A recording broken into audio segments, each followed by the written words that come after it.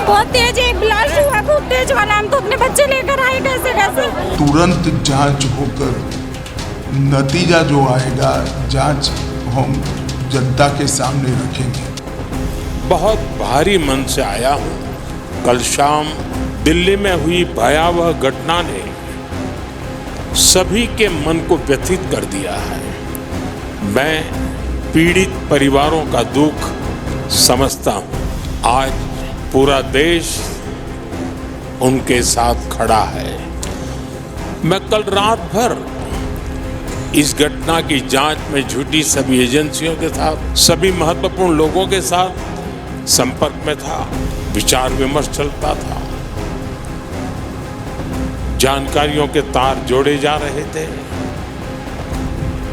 हमारी एजेंसियां इस षड्यंत्र की तह तक जाएगी। इसके पीछे के षड्यंत्रकारियों को बख्शा नहीं जाएगा। All those responsible will be brought to justice. नमस्कार साथियों, कल जो दिल्ली के अंदर हुआ वो इंसानियत को तार तार तो करता ही है, लेकिन एक ऐसी सनक दिखाता है जिसकी कोई मंजिल है ही नहीं। एक ऐसी सनक जो कि स्वयं के साथ साथ कईयों की जिंदगी को साथ में ले डूबती है, और इसकी ही मिसाल कल फिर एक बार दिखी। इसका कोई क्या सलूशन नहीं है, इसका हल कोई है ही नहीं। है, बिल्कुल है। इस वीडियो में आगे चल करके हम लोग बात करेंगे, आपके सामने इसके बारे में अवश्य चर्चा करेंगे कि इसका भी हल निकल सकता है, लेकिन उसका तरीका थोड़ा अलग होगा। लोग कहते हैं कि एक शिक्षित पढ़ा लिखा इंसान समाज के लिए बहुत नेक अच्छे कार्य करता है, और वो भी जब कोई डॉक्टर के पद पर हो। वो समाज को जीवन जीने का तरीका सिखाता है, लोगों को जीवन देता है।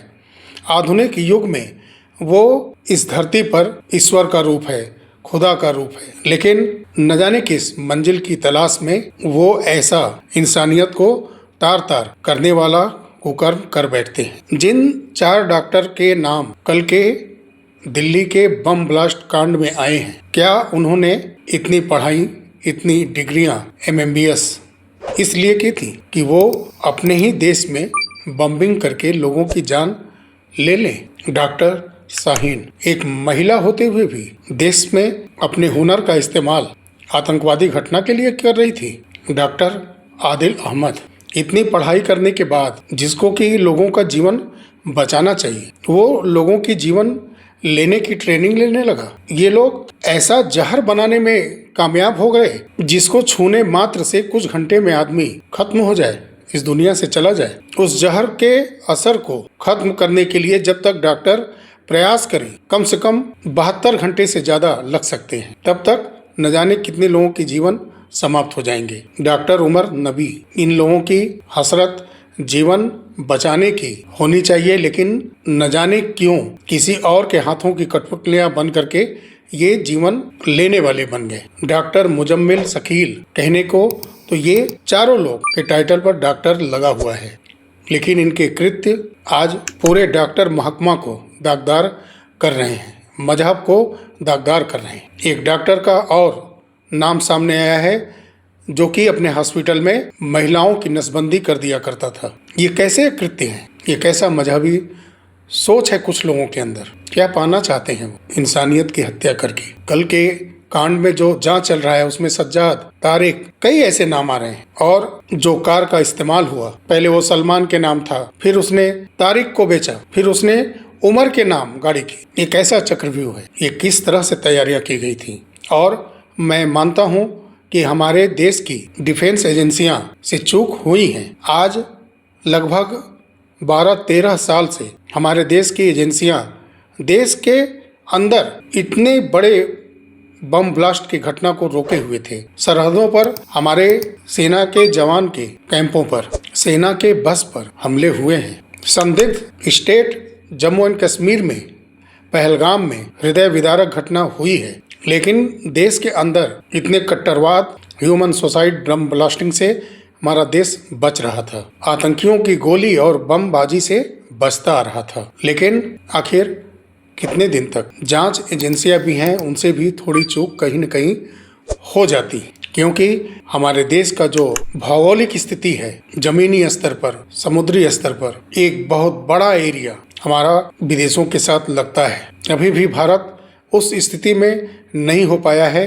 कि इतने बड़े अपने बॉर्डर एरिया की सुरक्षा चौकन्ना होते हुए कर पाए, जिसका फायदा ये दहशतगर्द उठा रहे हैं। मैं मानता हूं कि बहुत चीज़ें कंट्रोल में हुई हैं, हमारा डिफेंस सिस्टम काफ़ी मजबूत हुआ है, हमारी जांच एजेंसियां अपने कार्य को बहुत ही बेहतर ढंग से करती आ रही हैं। लेकिन ये चूक तो निश्चित हुई है। चूक पुलवामा में भी हुआ, उरी में भी हुआ और पहलगाम में भी हुआ, और इन सब बातों से सबक लेना चाहिए था और हमारी इन्वेस्टिगेशन एजेंसियों को ट्रांसपेरेंसी तरीके से सजग रहना चाहिए था। इस घटना में 4 शहर का नाम सामने आ रहा है, या यूँ कहें कि 5-6 जगह लगभग इन्वॉल्व हैं जहां से ये गतिविधियां लगातार चल रही थी। श्रीनगर, पुलवामा, लखनऊ, अहमदाबाद, फरीदाबाद, जिसमें फरीदाबाद मॉडल की बहुत ज़्यादा चर्चा चल रही है, और जहां हमारी भारत की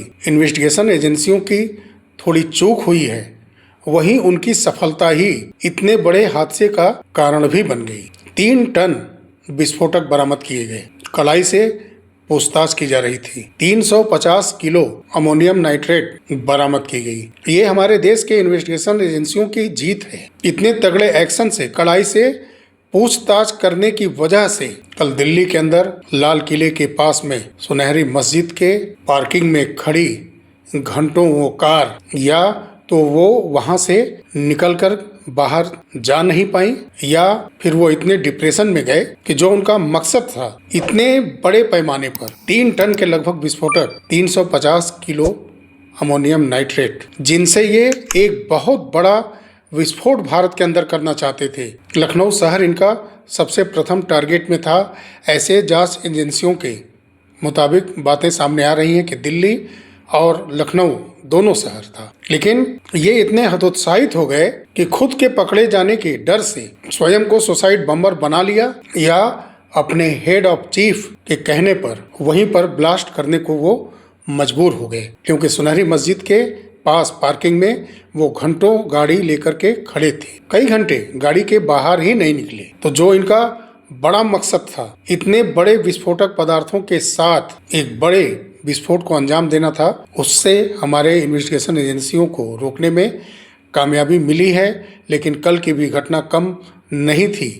कई किलोमीटर दूर तक आवाजें सुनी गई, मकानों के शीशे टूटे, इंसानों के चिथड़े उड़े, छोटे छोटे मांस के टुकड़े कई 100 मीटर दूर जाकर के गिरी। अमोनियम नाइट्रेट अपने आप में एक बहुत ही बड़ा एक्सप्लोसिव है, जो बहुत ज़्यादा एनर्जी क्रिएट करता है, और उसमें कहीं नुकीले लोहे के वजनदार छोटे छोटे छड़ हो, नट हो, बोल्ट हो, लोहे के टुकड़े अगर उसमें इस्तेमाल किए जाएं तो वो और ज़्यादा घातक हो जाएंगे। लेकिन अभी जो कल का घटनाक्रम है, जो जांच हो रहा है, उसमें कुछ ऐसी चीज़ें नहीं मिली हैं जिसमें ये लगे कि हाँ उसमें कुछ लोहे के ऐसे नुकीले पार्ट्स का इस्तेमाल किया गया था। हालांकि अभी भी जांच लगातार चल रही है, बहुत चीज़ें स्पष्ट होनी अभी शेष है, लेकिन जो हालात है वो कुछ इसी तरह से लगता है। हालांकि गृह मंत्री जी ने, अमित शाह जी ने बहुत बड़ी सीसीएस बैठक की है, जिसमें कि एनआईए चीफ,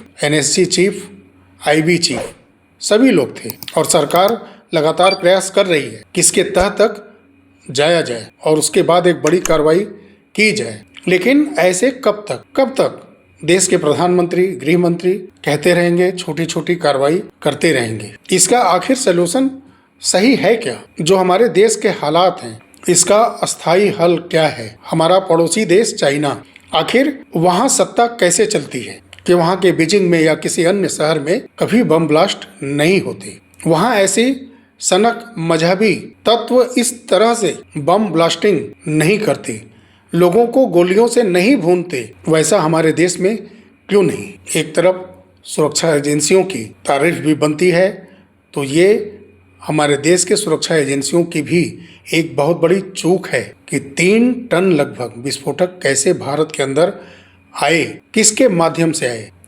किस तरफ से लाए गए, ये बहुत बड़ा जांच का विषय बिल्कुल है। कई ऐसे हथियार, विस्फोटक लिक्विड पाकिस्तान की तरफ से साक्ष्य मिले हैं, हनुमानगढ़ राजस्थान में गिराए जा रहे हैं। जांच में सामने आ चुका है कि पाकिस्तान की तरफ से ड्रोन के जरिए भारत के अंदर वेपन, विस्फोटक पदार्थ लगातार भेजे जा रहे हैं। आखिर में उसको लेने वाला कोई तो होगा जिससे पाकिस्तान का कांटेक्ट है।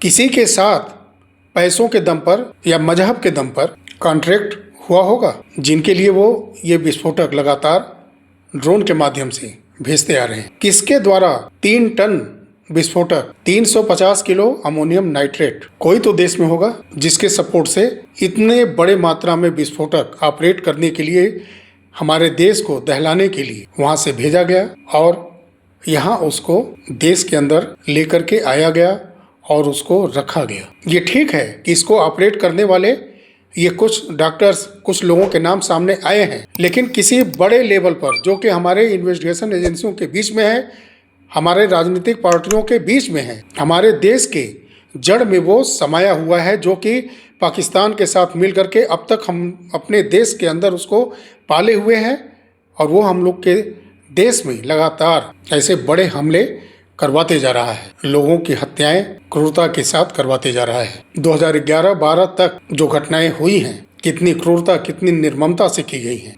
ऐसे ही भीड़ भाड़ वाले जगह पर सुसाइड बम्बर फट जाया करते थे और साथ में सैकड़ों लोगों को मार दिया करते थे। कई धार्मिक स्थल थे, यहाँ तक कि संसद पर हमला हुआ, 26/11 कोई भूला नहीं है। दिल्ली हाई कोर्ट के पास बम ब्लास्ट हुआ। लखनऊ के अंदर इसी अमोनियम नाइट्रेट को पॉलिथीन के अंदर बैग में भर के ले जाते हुए मोटरसाइकिल के साइलेंसर से रगड़ खाने की वजह से ब्लास्ट हो जाता है और दोनों की मौत हो जाती है। आखिर में इतनी बड़ी बड़ी घटनाएं इस देश में पिछले लगभग 55 से 60 साल से ये आतंकवादी घटनाएं हो रही हैं। आखिर में कौन है जो भारत में रह करके भारत को दहलाने की साजिश कर रहा है? नहीं चाहिए इस देश को ऐसे ह्यूमन राइट्स, किसी के निजता के लिए किसी कानून को हल्का बना दिया जाए। नहीं चाहिए ऐसा लोकतंत्र जिसमें देश की सिक्योरिटी का कोई स्थान नहीं है। नहीं चाहिए ऐसा लोकतंत्र, नहीं चाहिए ऐसी किसी की निजता, नहीं चाहिए कोई ऐसा ह्यूमन राइट्स, मानवाधिकार नहीं चाहिए, क्योंकि इस लोकतांत्रिक देश में लोकतंत्र के नाम पर देश को दहलाने की साजिश रची जाती है। मानवाधिकार के नाम पर यहाँ की न्यायपालिकाएं बम ब्लास्टिंग करने वालों को जमानत पर रिहा करती हैं। सबसे बड़ा अगर कोई दोषी है तो हमारे देश का लचीला कानून और उसमें मनमाने ढंग से व्याख्या करके आर्टिकल 21, 25 इस तरह से एक्ट की व्याख्या करते हुए हमारे देश की न्यायपालिकाएं गुनाहगारों को, दोषियों को, बम ब्लास्टिंग करने वाले को, गोली चला के मारने वालों को जमानत दे देती हैं। नेपाल से फेक करेंसी का कारोबार करने वालों का, देश की इकोनॉमी को रसातल में मिलाने का षड्यंत्र रचने वालों को देश की अदालत जमानत देती है। सबसे बड़ी गुनाहगार देश की न्याय व्यवस्था है, यहाँ के राजनीतिक दल हैं। किसी प्रकार का, किसी तरह का कोई मानवाधिकार बिल्कुल नहीं। भाड़ में जाए ऐसा लोकतंत्र, मानवाधिकार जिससे देश को जलाने की हमेशा साजिश रची जाती हो, देश को बार बार बम ब्लास्टिंग करके दहलाया जाता हो। देश को जरूरत है इन्वेस्टिगेशन एजेंसियों को खुली छूट देने की। उनके पास इतनी बड़ी टेक्नोलॉजी देनी चाहिए कि सभी के मोबाइल की कंट्रोल उनके पास जरूरत पड़ने पर हो जाए। देश के अंदर, विदेश के अंदर जहां भी कॉल करते हैं, वो जब जी चाहे उसको क्रैक करके उस कॉलिंग डिटेल को निकाल सके, पकड़ सकें, उस कॉल रिकॉर्डिंग को वो सुन सकें। उस मोबाइल के अंदर कौन कौन से ईमेल आईडी एक्टिव हैं, कौन कौन से स्पेशल एप्लीकेशन जो हमारे देश के हैं, चाइना के हैं, अमेरिका के हैं, पाकिस्तान के हैं, बांग्लादेश के हैं, किसी भी विदेश के कोई भी स्पेशल ऐप्स हो, ईमेल आईडी हो, व्हाट्सएप हो, किसी प्रकार का कोई मैसेज हो, एक ऐसी टेक्नोलॉजी जरूरी है और ये फुल पावर देना चाहिए इन्वेस्टिगेशन एजेंसियों को कि वो इसको क्रैक करें। कहाँ से मैसेज उनके पास आता है, कहाँ वो मैसेज करते हैं, कहाँ से ईमेल आता है, कहाँ वो ईमेल करते हैं। इंस्टाग्राम है, ट्विटर है, सभी पर कंट्रोल जरूरी है। कोई निजता का कोई विचार नहीं, किसी का जीवन निजी नहीं है। देश से बड़ा किसी का निजी जीवन नहीं है। निजी जीवन का विचार रखने में कितने जीवन को ये दरिंदे लेते जा रहे हैं, बम ब्लास्टिंग करते जा रहे हैं, नहीं कोई पकड़ में आएगा।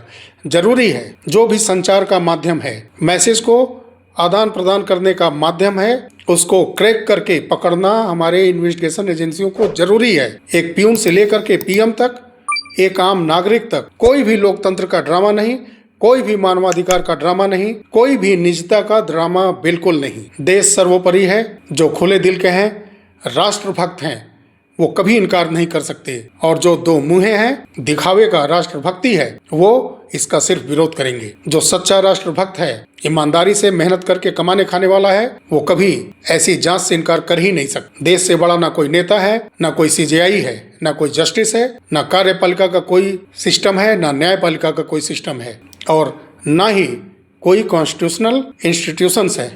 कोई बड़ा नहीं है देश से। सबकी जांच होनी चाहिए। और आज के इस सोशल मीडिया के दौर में, आर्टिफिशियल इंटेलिजेंस के दौर में, अगर देश को सुरक्षित रखना है, इतने बड़े देश का, जो कि विश्व में लगभग सबसे बड़ा जो डेमोग्राफिक एरिया है, जो कि विदेशों की सरहदों से जमीनी और समुद्री लेवल पर लगता है, ऐसे देश की सुरक्षा के लिए ऐसा सिस्टम बनना चाहिए कि देश के सभी के mobile, laptop, tab, computer system, सभी पर पूर्ण रूप से हमारे देश के इन्वेस्टिगेशन एजेंसियों का पूरा कंट्रोल होना ही चाहिए। पेगासस की चर्चा हो रही थी। पेगासस से भी और बिग टेक्नोलॉजी आनी चाहिए। अगर देश को ऐसे रक्त रंजित अगर नहीं करना है, तब ये खुला चैलेंज है आतंकवादियों का।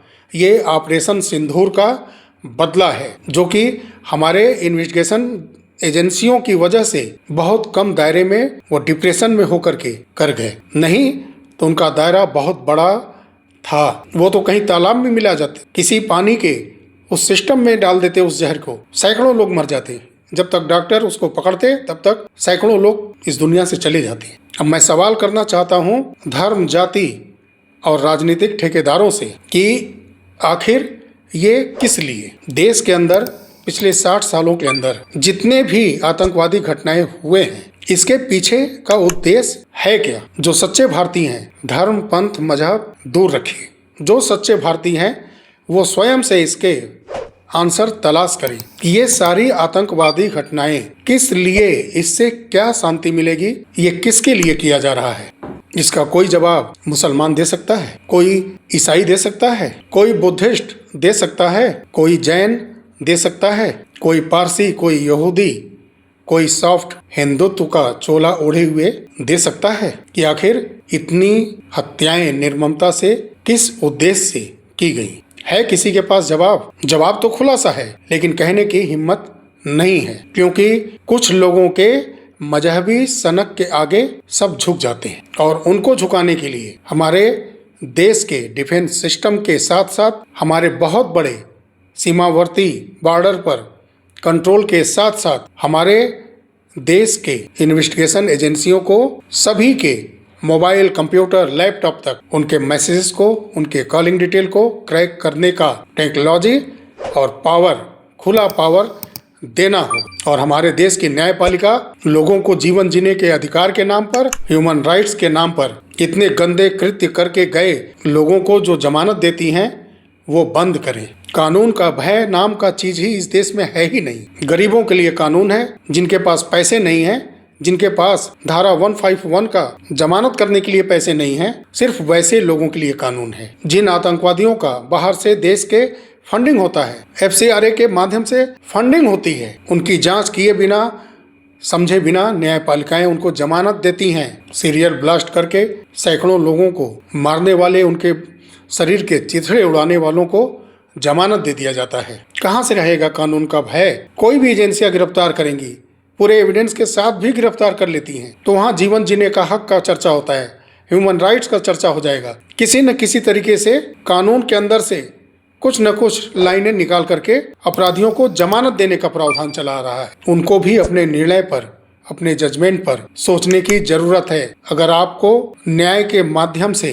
शरीर के जिनके चिथड़े उड़ते हैं इस देश के अंदर, उनके परिवार को न्याय देना है, तो ऐसे लोगों को जमानत देना बंद करें। एक जमानत की सूक्ष्म सी लकीर सी अगर दिख जाती है, तो उसके जरिए कुछ ऐसे लोग हैं देश के अंदर जिनकी पहुंच कोर्ट तक है, जिनका दबाव कोर्ट पर दिखता है और जमानतें मिल जाती हैं। देश की सुरक्षा कोई मायने नहीं रखती। वो फिर से निकल करके जाएं। अभी कुछ महीने पहले ही जमानत दिए गए। नेपाल से गिरफ्तार किया गया था, फेक करेंसी का कारोबार चल रहा था, बम बनाने का कारोबार चल रहा था, उसको रिहा किया गया। देश के अंदर माहौल बिगाड़ने वाले जो नारे लगाते हैं उनको ह्यूमन राइट्स के नाम पर जमानत दी जाती है। देश का माहौल खराब करने वालों के ऊपर कड़ाई से दंडित करने की बजाय, लोगों के जीवन को लेने वालों को दंडित करने की बजाय देश के न्यायालय उनको फिर से जमानत देकर के समाज में भेज देती हैं ताकि वो फिर से उसी कार्य में लिप्त हो जाएं, क्योंकि वो मानेंगे नहीं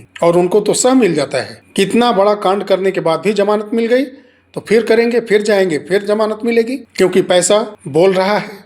बहुत सारे लोग का पावर उनके साथ है। तो न्यायपालिका को भी पहले इसमें समझने की जरूरत है कि वो इस समाज में क्या संदेश लगातार देते आ रहे हैं। ये समझना बहुत जरूरी है कि जो 55-60 सालों से देश के अंदर आतंकवादी घटना हो रही है, पूरे विश्व में जहां भी आतंकवादी घटनाएं होती हैं, आखिर में उसका उद्देश्य क्या है, उससे कैसे बचा जा सकता है। जो अपने देश से सच्चा प्यार करते हैं वो जरूर बताएं कि आखिर उद्देश्य क्या है। निर्दोष लोगों को क्यों मारा जाता आ रहा है अब तक। जो कल के हादसे में इस दुनिया से चले गए, उनके परिवार के प्रति संवेदना है, चाहे वो किसी भी धर्म, पंथ, मजहब के हों। लेकिन ऐसी सनक भरी सुसाइड बम्बर को रोकना होगा। जिनको इंसानियत से प्यार है, जो देश की तरक्की चाहते हैं, उनको आगे आकर के ऐसों को भटकने से रोकना ही होगा। क्योंकि ये जो कल का घटना है, पहले पहलगाम हुआ,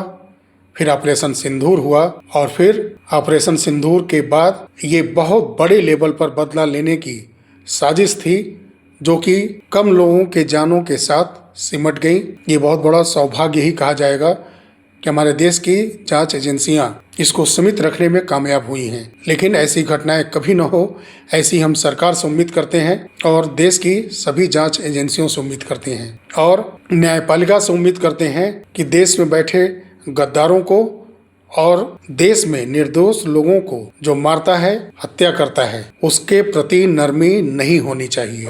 कानून का भय जब तक नहीं होगा तब तक ऐसी घटनाएं नहीं रुकेंगी। चलिए साथियों, मिलते हैं अगले वीडियो में। तब तक के लिए नमस्कार।